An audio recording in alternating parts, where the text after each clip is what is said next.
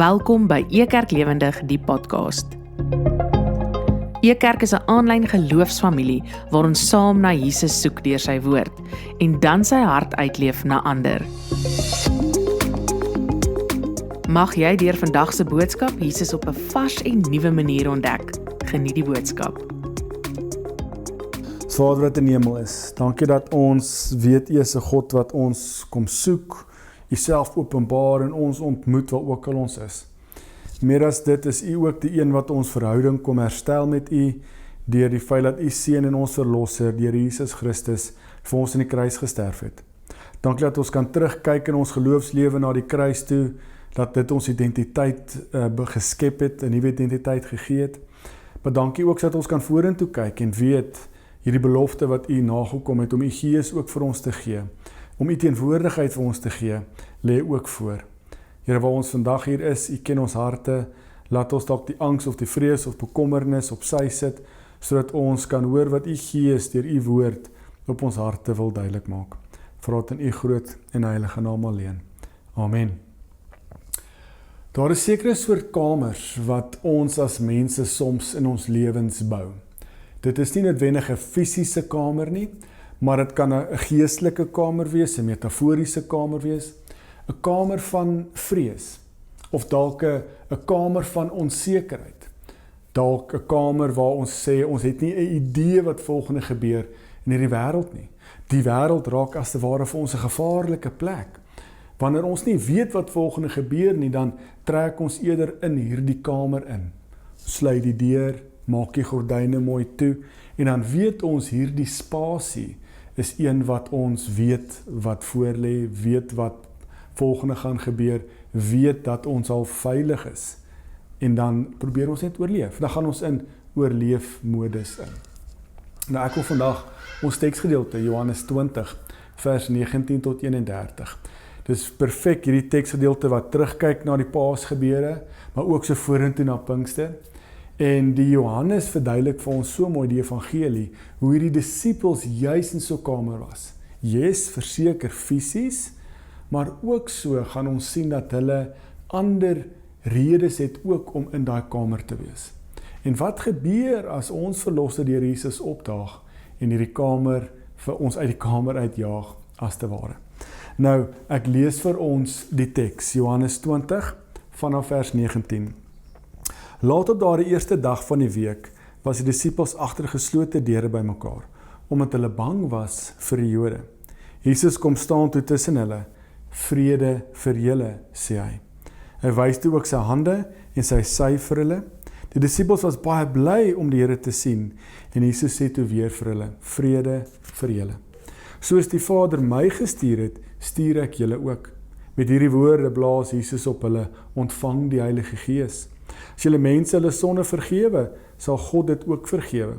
As julle iemand se sonde nie vergewe nie, sal God dit ook nie vergewe nie. Dis hierdie perfekte verhaal, die skanier tussen Paasfees en Pinkster. So hierdie is die aand van Paasfees, van die Paasdag. Dieselfde dag wanneer die nuus die disippels bereik het, dat die Here opgestaan het. Nog erger, lees ons in vers 18, dat Maria Magdalena het hulle kom vertel as disippels, dat sy die Here gesien het. Maar tog twyfel die disippels nog steeds. Tog sluit hulle self toe agter geslote deure. Met ander woorde, hulle glo nie, of hulle kan nog nie glo nie, of dalk die vrees waarmee hulle sit, is groter as die bietjie klein rookie wat trek as dit kom by die nuus wat hulle getref het, of die nuusberig dat die Here opgestaan het. So die vrees is die dominante gesprekshouer binne in hierdie verhaal in hulle lewe tans. Want hulle het gesien wat met Jesus gebeur. Hulle het gesien hoe die Jode en die Romeine Jesus oorgelewer word, en hulle dink maar ons is volgende. So dit is hulle bril, dit is hulle enigste dialoog wat hulle kan hê is, ons is bang, ons het vrees, want ons lewe is fisies dalk volgende op die spel. En dan sien ons die mooiste verhaal van as die opgestane Here opdaag. Ons sien die baie mooi, hy sê net, Jesus het iewes skielik tussen hulle kom staan. Dit is baie mooi. Jesus het nie aan die deur geklop en gesê, hallo, wie is daar binne, kan ek inkom nie? Jesus het nie deur oopgemaak nie, hy het letterlik net kom staan langs hulle. Die opgestane Here het nie 'n probleem met geslote deure nie, fisiese deure nie, dalk ook so die deure van vrees of angs of twyfel wat ons in ons lewe het nie. Nou die eerste woorde wat die opgestane Here vir ons vertel, sê so baie, vrede vir julle. Dis daai baie bekende Joodse groet, Shalom. Maar in hierdie oomblik, in hierdie verhaal, dra dit so baie gewig, teologies, geestelik, ja, in alle aspekte, dat ons dit amper nie eers kan begryp nie. So ons sien dan in vers 20, nadat Jesus dit gesê het, vrede vir julle, het hy sy hande en sy sy vir hulle gewys. So Jesus sê vrede en wys sy wonde. So wat vir ons dieselfde teken sê, Shalom, vrede, is nou ingekleer deur die wonde van Jesus, wat hy op die kruis ervaar het, beleef het, vir my en jou.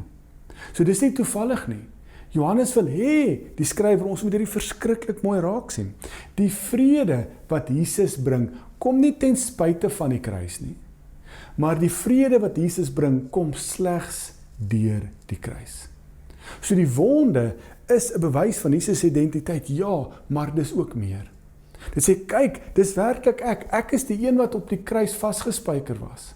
Maar nou dra hierdie wonde ook nou, word nou die bron van die vrede. So Jesus wat met sy wonde daar staan en sê Shalom, vrede vir julle. Jesus is nou die bron van vrede.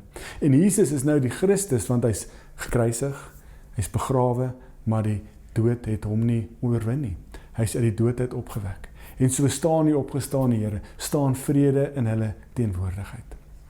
So die opgestane Here is nie die opgestane Here sonder hierdie wonde op sy hande nie. En Jesus met wonde wat genees, verdwyn nie net nie.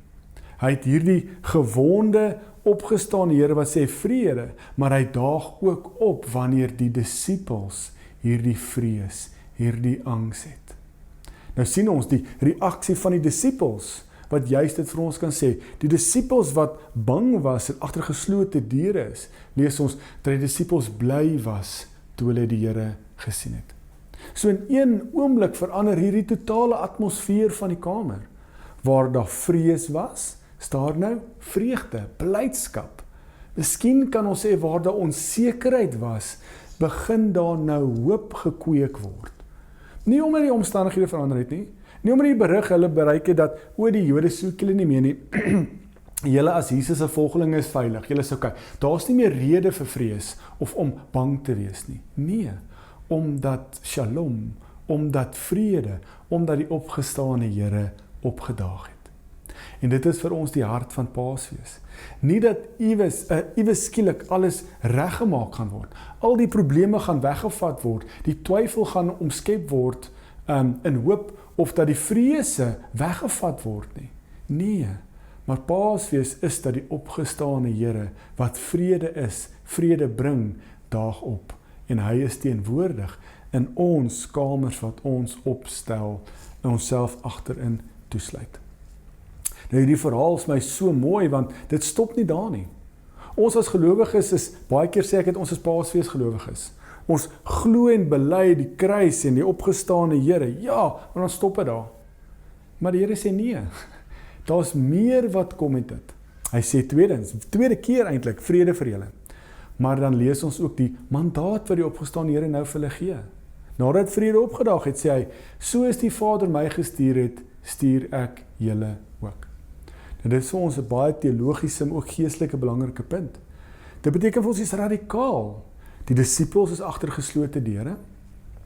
Jesus het nie deur hierdie geslote deure gekom en hulle ontmoet in hulle vrees om saam met hulle weg te kruip nie. Nee, hy het gekom om hulle uit die kamer uit te jaag. Hy het gekom om hulle te stuur uit die kamer uit. Disippels het gedink, ons staak ons het om te oorleef. Kom ons sluit onsself toe in hierdie kamer en ons is bang, ons het baie rede daarvoor. So ons moet net oorleef. Maar Jesus sê, die roeping wat ek nou vir julle gee, die mandaat wat ek nou vir julle gee, is om gestuurdes te gaan wees. So gaan uit die kamer uit. Nou, dit is hierdie verskriklike mooi teologiese tema wat ons reg deur die Johannes Evangelie hoor. God die Vader stuur sy Seun, die Here Jesus. God die Vader, God die Seun stuur ook hulle Heilige Gees, hulle Gees. En God die Vader, God die Seun, God die Heilige Gees stuur dan ook die disippels, die kerk, om 'n gestuurde gemeenskap, 'n verteenwoordiger van God se skepping te wees. So met dit alles in gedagte, begin ons weer met daai vraag wat ek gemaak het. Agter watter toe deure, geslote deure, vind jy jouself tans? Maar belangrik, waarheen stuur die opgestane Here ons vanuit hierdie kamer? Miskien sit jy vandag hier en jy sluit jouself toe agter die deure van gemak. Dit is vir jou so gemaklik hier agter. My geloof is privaat, ek hoef niets te leer nie, God wys nie my blinde kol uit my geloof uit nie, ek hoef nie te sit met mense wat anders dink of glo as ek nie, so dis my baie lekker maklik hier binne, maar ek wil nie bly, want dit is gemaklik, gerieflik. Miskien sit ons agter toe deure van moedeloosheid, waar ons oortuig is dat ons net te min het. Ons is te min, ons glo te min, ons ken te min, ons is te min om enigstens 'n verskil te gaan maak. So ek gaan nooit goed genoeg wees nie, so ek sal ophou, sluit my deure toe agter moedeloosheid en sê laat hulle die dominee stuur. Laat hulle die sendeling stuur. Miskien sit ons agter toe deure van twyfel, waar ons dink ons moet eers al die regte vrae hê voordat ons 'n gestuurde kan wees. Miskien sit ons agter toe deure van ek wil sê vrees nie, maar dalk die onbekendheid. Want ek dink dit is die wêreld waarin ons vandag leef. Ons weet nie wat môre gaan gebeur nie. Ons weet nie wat se effek die oorloë en die implikasies van ander lande in ons lewens gaan hê nie. So ons is so onseker dat ons eerder maar net laer optrek en die deure toesluit en sê, maar hier binne is dit voorspelbaar. Hier binne weet ons wat aangaan. So kom ons bly hier. Maar nee, Jesus stuur die disippels. Jesus stuur my en jou deur sy Gees op ons te blaas. Nou dit is my baie belangrike teologiese tema. As ons vers 22 lees, hy het op hulle geblaas en gesê, ontvang die Heilige Gees. Nou ek is 'n paar weke terug, ook toe ons 'n Johannes gedeelte lees, vertel van hoe belangrik die godsdienstige geheue is van die Ou Testament. Toe ons Exodus kyk waar Jesus sê ek is. Nou hier as ons die Ou Testament en spesifiek Genesis in gedagte hou, waar anders het die Skepper God geblaas.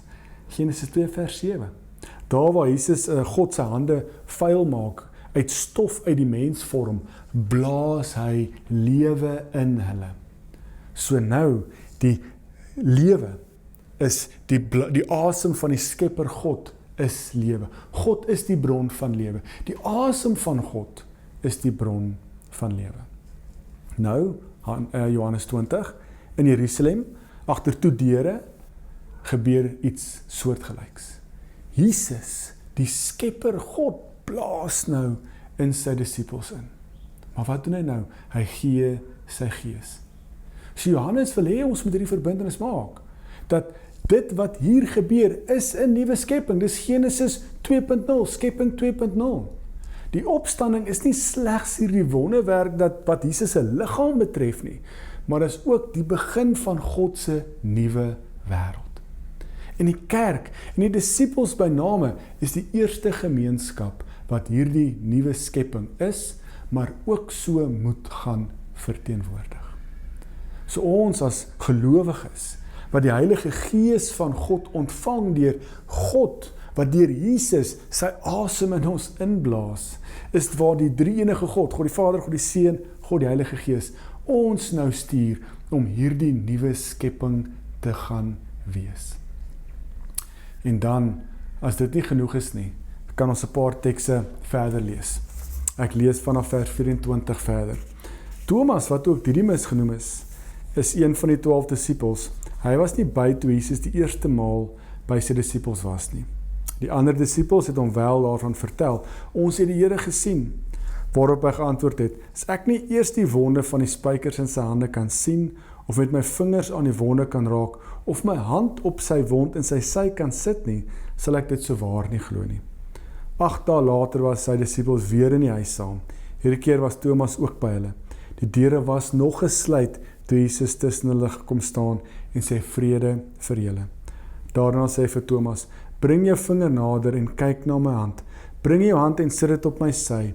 Los jou ongeloof en wees gelowig. Thomas bely toe, my Here en my God.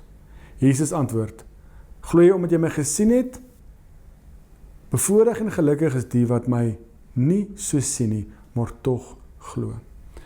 So net in hierdie paar verse kry ons as dit ware 'n herhaling, maar met die inskryf van 'n baie unieke klemverskuiwing as ook 'n karakter, Thomas. En ons almal ken hierdie Thomas, ons noem hom die twyfelende Thomas, maar dit is al vir 'n speelbeeld, nê, 'n herhaling van wat die eerste paar verse gebeur het. Dat hulle nog steeds agter geslote deure is, wat vir my ook teologies baie waarde het, want hulle was bang, hulle het rede gehad om deure te sluit, vrede het opgedaag tussen hulle, God het hulle gestuur, maar tog 8 dae later bly hulle nog steeds. So is asof daai vuur van geloof en van om gestuur te wees, nog nie heeltemal in die brand geslaan is nie. Al het hulle die Gees ontvang. Maar nou is die fokus hier Thomas. En Thomas glo nie.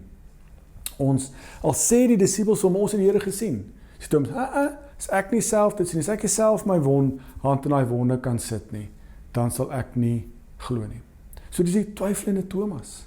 Nou, Johannes wil ek sê, ek persoonlik was dalk baie hard op hom, en dalk ons as kerk ook.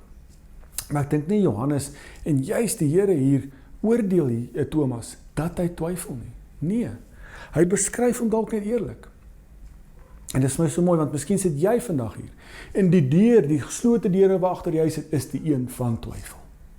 Jy is die Thomas wat agter hierdie deure van twyfel self toesluit en sê, ek is bang die gemeenskap van gelowiges besef ek twyfel, of spot my as ek twyfel, of dink ek glo nie omdat ek twyfel.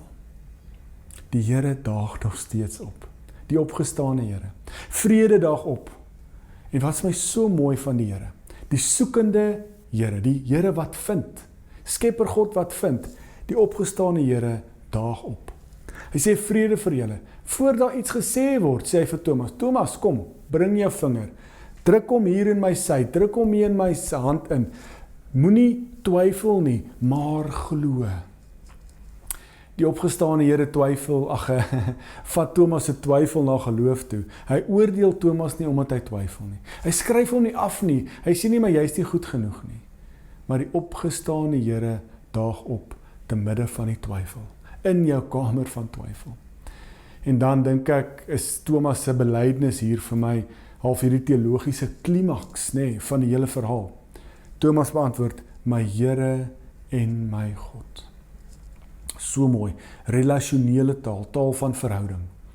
As ons ook die Johannes Evangelie in totaliteit kyk, Johannes 1 vers 1 het begin om te sê, maar die woord was God, van die begin af was die woord van God daar. Nou kom Thomas in Johannes 20 en sê, my God. So die evangelie begin en eindig met hierdie selfde punt, waar die begin met hierdie teologiese stelling van die woord was God, word dit nou 'n persoonlike belydenis deur Thomas wat sê, my Here en my God. My Here, my God, my Here is God, Jesus is God, maar is nou ook my God. Want ek het beweeg van ongeloof, twyfel, of eintlik meer ongeloof, na geloof toe. En dit is vir my so mooi hierdie belydenis, hierdie geestelike groei van Thomas. En dit is wat die Here ons ook voor na toe uitnooi. Ons mag twyfel. Ons mag dit na die Here toe bring. Die Here daag op daar in ons kamer van twyfel. Maar as dit nodig is, druk jou vingers in sy hande. As jy kan glo sonder om dit te doen, nog beter, sê die evangelie. Maar almal is welkom. Die van ons wat glo, kan oorbeweeg. En dan kan ons nou saam as die kerk van Christus, waar ons die Gees van God het in ons, hierdie nuwe skepping van God, wat glo in die opgestane Here, gaan verkondig, en die nuwe skepping van God gaan verteenwoordig. Ek sluit af. Paasfees, wat ons na toe terugkyk, of die seisoen in die kerkkalender waar ons nou is van Paasfees, is nie 'n fees waar ons almal alles uitgefigure hoef te hê nie. Dis nie 'n fees waar ons nie hoef te twyfel nie, dat ons nie mag twyfel nie. Maar dit is 'n fees vir mense wat agter geslote deure sit. Dis vir mense wat juis bang is. Dis juis daar vir mense wat twyfel. Dis juis daar vir mense wat in angs sit of in gemak sit. Maar Paasfees beteken die opgestane Here, die een wat vrede is, kom daag op daar in jou kamer, waar ook al dit is. Die opgestane Here sê, kom druk jou hande as dit nodig is. Laat ek vir jou my gees gee, sodat jy die nodige krag en leiding het, maar onthou, julle word gestuur.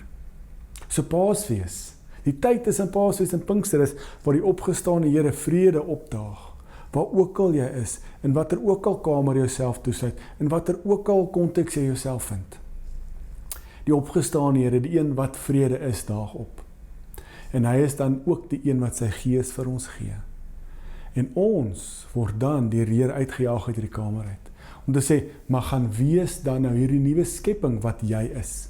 Want ek het my gees in jou geblaas. En ek is teenwoordig in jou lewe deur my gees wat by jou is.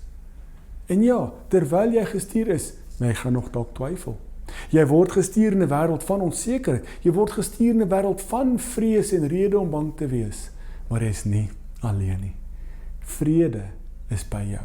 Die opgestane Here is by jou. God se gees is in jou deur die opgestane Here wat sy gees in jou ingeblaas het. Mag ons hierdie getuienis onthou in hierdie tyd. Soos die Vader my gestuur het, soos Jesus sê, stuur ek julle ook. Amen. Here, dankie dat ons kan hoor van hoe goed U is en kan herinner word van hoe liefdevol U is.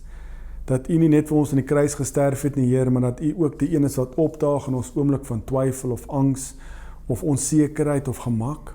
Daar waar ons dalk onsself toesluit van is voorspelbaar en maklik, weet ons U daag op, deure keer U nie, geslote deure keer U nie, hoë mure en elektriese heininge keer U nie. Ons weet U daag op, maar U daag nie op om ons te oordeel nie. U daag op om vrede te wees, om rustigheid vir ons te gee. Om nog meer U daag op, want U gee U gees vir ons. U blaas U gees in ons in, en so stuur U dan ons ook uit, in hierdie wêreld van onsekerheid in, van angs, van twyfel in. Maar so stuur U ons nie alleen nie. Dankie daarvoor. Dankie dat U ons nie alleen los nie. Dankie dat U ons kry en ontmoet net hier waar ons is, maar dat U ook ons saam met ons gaan, daar waarheen U wil hê ons moet gaan. Here, in hierdie tyd van tussen Paasfees en Pinkster, laat ons hierdie onthou en konstant herinner word aan hoe liefdevol en hoe genadig U is. Here, natuurlik vra ons dit nie omdat ons dit verdien nie, ons vra dit alleen uit U seun, ons verlosser se naam, die Here Jesus Christus. Amen. Dankie dat jy vandag saam gekuier het by Ekerk Lewendig, die podcast. Want Jesus is lewendig en die Bybel gee lewe en saam leer ons hoe om hierdie waarheid uit te leef na ander. Ons kuier volgende week weer saam. Ekerk, Jesus sigbaar, voelbaar, verstaanbaar.